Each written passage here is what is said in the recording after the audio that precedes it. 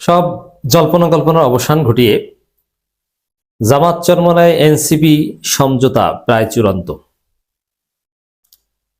বিএনপির পরাজয় নিশ্চিত। বিএনপির সব প্ল্যান এলোমেলো হয়ে নিশ্চিতভাবে তারা পরাজিত হবে।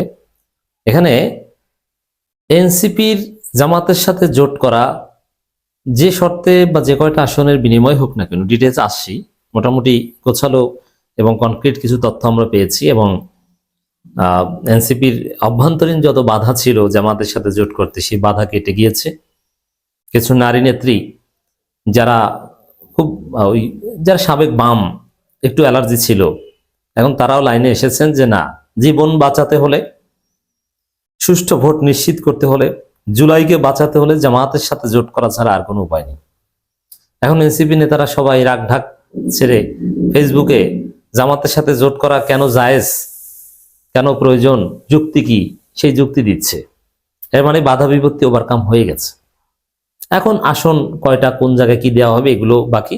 আপনার 29 ডিসেম্বরের মধ্যে একটা ঘোষণা শুনতে পারেন। এটা খুব জরুরি, এটা সবচাইতে তাৎপর্যপূর্ণ তারেক রহমানকে ঠেকাতে, বিএনপিকে ঠেকাতে। কারণ আমি যে কথাটা বারবার বলি, এবং এটা বারবার বলতে হবে, মানুষকে জানিয়ে দিতে হবে যে তারেক রহমান ভারতকে ম্যানেজ করেছে যে জামাত ক্ষমতা আসবে, জামাত ঠেকাও, যে কোনো মূল্যে নির্বাচনে কারচুপি করে হোক, যেভাবে হোক, জামাত ঠেকাও। এটা হচ্ছে তারেক রহমানের থিওরি, ভারতের থিওরি। এবং অনেকেই মনে করে যে দল বাংলাদেশের স্বাধীনতার বিরোধিতা করেছে সেই দেশে ওই দল ক্ষমতা আসবে, এটা হতে দেওয়া যাবে না। আর জামাত তো সারা জীবন সেকেন্ড ক্লাস সিটিজেন ছিল, এদেরকে পিটাও, এদেরকে এই করো সেই করো, ডিহিউম্যানাইজ করো। এবং এটা অনেক ক্ষেত্রে সম্ভব ছিল। এবং কেউ কেউ একথাও বলতো যে জামাত ক্ষমতা আসলে ভারত প্রয়োজনে পারমাণবিক বোমা হামলা করে, মানে এটা প্রত্যেকই অর্থে, মানে এতটা সিরিয়াস হবে এটা বোঝাতে বলেছে। অতএব জামাত ঠেকাও। হ্যাঁ, এই ষড়যন্ত্র হয়তোবা কিছুটা হলেও বাস্তবায়ন করতে পারতো, অথবা একটা বিশৃঙ্খল পরিস্থিতি তৈরি করতে পারতো। জামাত ঠেকাও। আওয়ামী লীগ বিএনপি তো এখানে এক হয়ে গেছে অলরেডি। আওয়ামী লীগ বিএনপির মধ্যে কোনো পার্থক্য নেই। এটা পিনাকি ভট্টাচার্য হাতে কলমে দেখিয়ে দিয়েছেন যে বিএনপি হচ্ছে ভারপ্রাপ্ত আওয়ামী লীগ। এর মানে আওয়ামী লীগের যত পান্ডা সব এখন বিএনপি। কিন্তু মনে রাখবেন, একটা কথাই বারবার বলবেন, এই এনসিপির ছেলেরা, জুলাই যোদ্ধারা, জুলাই নেতৃত্ব দানকারী শক্তি যে জোটে থাকবে, তাদেরকে ভুজুং ভাজুং বুঝিয়ে, তাদেরকে পরাজিত করে, তাদের চোখের সামনে ভোট চুরি করে, তাদের এজেন্টকে বের করে দিয়ে কেউ ক্ষমতায় বসবে, এটা স্বপ্নেও কল্পনা করবেন না। এটা সম্ভব নয়। এনসিপি এবং শিবির, এনসিপি ছিল না, কিন্তু এই নাহিদ আসিফরা তো ছিল। আসিফ মাহমুদ এনসিপিতে যোগ দিচ্ছেন, জামাত জোটে আসছেন। তো এই এনসিপির ছেলেরা এবং শিবির, জামাত, আমিরে জামাত জনবল সাপ্লাই দিয়েছেন, এরাই তো হাসিনার জয় বাংলা করেছেন। হাসিনার ফাইন্ডিংস কি, আওয়ামী লীগের ফাইন্ডিংস কি? যে এনসিপির ছেলেরা এরা ছিল সামনে, আর পর্দার অন্তরালে জামাত এবং শিবির আজকে হাসিনা আওয়ামী লীগের এই অবস্থা করেছে। এটা তো হাসিনা পালানোর পরও বিভিন্ন সময় কয়েকবার বলেছে, এবং আসাদুজ্জামান খান কামালের ফাঁসির রায়ের পরও বলেছে যে এটা সাধারণ জনগণকে কাজে লাগিয়ে এটা শুধুমাত্র শিবির করেছে, জামাত করেছে। বিএনপি তো বলে দিয়েছিল যে আমরা কোটা সংস্কার আন্দোলনের সাথে জড়িত নই। বিএনপির কোনো কর্মসূচি ছিল না, সমন্বয়ক কেউ ছিল ছাত্রদল, কিন্তু শিবির ছিল। শিবির 9 দফা দিয়ে আন্দোলন চালিয়ে নিয়েছে, 9 দফাকে এক পর্যায়ে 1 দফা বানিয়েছে। অতএব এটা বাংলাদেশের রিয়ালিটি, এস্টাবলিশড। আপনি এটাকে ইউনিভার্সাল ট্রুথ বলতে পারেন। যেখানে জামাত, শিবির এবং এনসিপির ছেলেরা আছে, তাদেরকে বোকা বানিয়ে, ভুজুং বাজুং বুঝিয়ে কেউ ভোট চুরি করে ক্ষমতা আসবে, দিস ইজ আটারলি ইম্পসিবল। এটা দুনিয়ায় অসম্ভব। জনমনে সন্দেহ একটাই, যখন আমরা কথা বলি মানুষের সাথে, যে জামাতের জনপ্রিয়তা এই মুহূর্তে সবচেয়ে বেশি, সব ঠিক আছে, কিন্তু ডিপ স্টেট, প্রশাসন, নির্বাচন কমিশন, ইউনূস সরকারের একাংশ, তারা তারেক রহমানকে নিয়ে যে লুতুপুতু শুরু করেছে, এরা তো বিএনপি কি ক্ষমতা এনে দিবে, এই বিশ্বাসটা মানুষের মধ্যে আবার ঢুকে গেছে যে প্রশাসন ষড়যন্ত্র করে আবার বিএনপিকে ক্ষমতা এনে দিবে। জনগণ জামাতের পক্ষে তাতে লাভ হবে না, ক্ষমতায় বিএনপি আসবে অনেকের মধ্যে।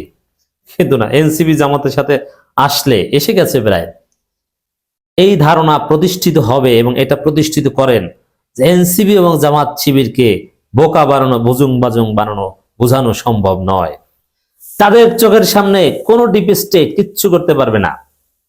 সাপোজ সেনাবাহিনী জিতিয়ে দিবে, এটা কখন না, সেনাবাহিনী কখনোই জিতিয়ে দিবে না, সেনাবাহিনী নিরপেক্ষ ভূমিকা পালন করবে। ডিজিএফআই জিতিয়ে দিবে, ডিজিএফআই কিন্তু সেনাবাহিনী না। ডিজিএফআই এর যে কচুকাদের হেডকোয়ার্টার, একটা ইটও অবশিষ্ট থাকবে না, বাংলাদেশের জনগণ খুলে আনবে। এই এনসিপির পূর্বের যেটা নাগরিক কমিটি ছিল, সেখানে ছিল শহীদ ওসমান হাদি, আর ওসমান হাদিকে ধারণ করে এখন জামাত ইসলামী। তাহলে আপনি চিন্তা করেন, এই জামাত এনসিপি শিবিরকে ভুল বুঝিয়ে ভোট চুরি করে কেউ ক্ষমতা আসবে, এটা বাংলার মাটিতে কায়েম হবে না। এখন এনসিপি জামাত জোট দেখে তারেক রহমান আবার লন্ডনে ফিরে যান কিনা এই সন্দেহ হয় আমার।